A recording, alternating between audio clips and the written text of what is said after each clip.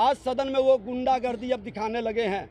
प्रश्न पूछने पर धमकाना। बार बार आरजेडी के एक माननीय सदस्य उठ करके धमकी की भाव में बार बार देते हैं। उनके नेता पर भ्रष्टाचार का आरोप लगा है, जो चपरासी क्वार्टर से महल तक पहुंचे हैं, उसकी जवाब देना नहीं चाहते।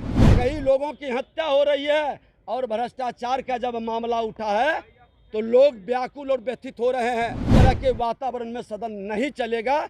हमारे विधायक एक दलित समुदाय से आते हैं, आप धमकी देकर, गाली देकर क्या संदेश देना चाहते हैं? सदन के अंदर हमारे माननीय सदस्य कई विषय पर कार्य स्थगन दिया था, अपराध और भ्रष्टाचार पर। आसन ने कहा कि आप समय पर उठाएंगे। हम सदन चलाना चाहते हैं और हम लोगों ने आसन की आदेश को मान करके प्रश्नकाल में अपनी भागीदारी शुरू किए। और हमारे माननीय विधायक लखेंद्र रोशन जी ने जब प्रश्न उठाया और प्रश्न की जवाब के बदले सत्ता पक्ष से जिस तरह से अपशब्दों का प्रयोग किया गया, और इसके पहले भी बार बार आरजेडी के एक माननीय सदस्य उठ करके धमकी की भाव में बार बार देते हैं।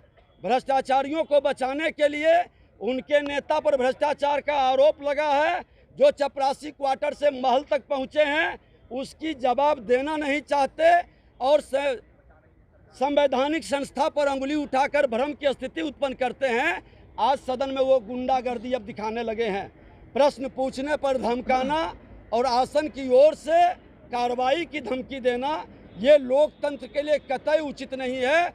और इस तरह के वातावरण से भारतीय जनता पार्टी अपराध और भ्रष्टाचार के विरोध में लड़ाई सड़क से सदन तक लड़ेगी।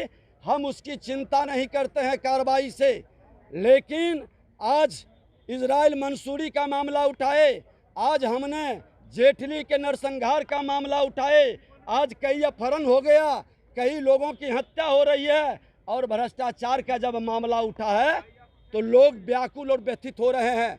ये भ्रष्टाचारी अपराधियों को गोद में बैठा के ये सरकार जबरदस्ती चलाना चाहते हैं और आसन के द्वारा इस तरह से आवाज़ दबाने की धमकी को संरक्षण मिल रहा है।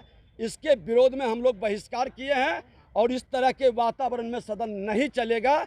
हमारे विधायक एक दलित समुदाय से आते हैं, आप धमकी देकर, गाली देकर क्या संदेश देना चाहते हैं कि बिहार में जनता की आवाज़ को नहीं उठाए, आपके भ्रष्टाचार पर नहीं बोले?